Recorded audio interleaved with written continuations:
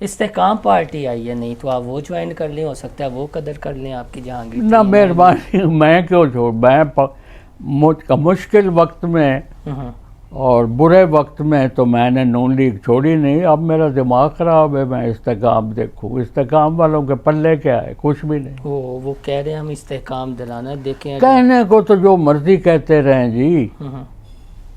इस्तेहकाम party है, वो लोग हैं जिनको जगह नहीं मिली, ज़ाहिर है पीटीआई में रह नहीं सकते, तो इस्तेहकाम पार्टी में चले गए। वोट तो लोगों ने देने हैं ना जी।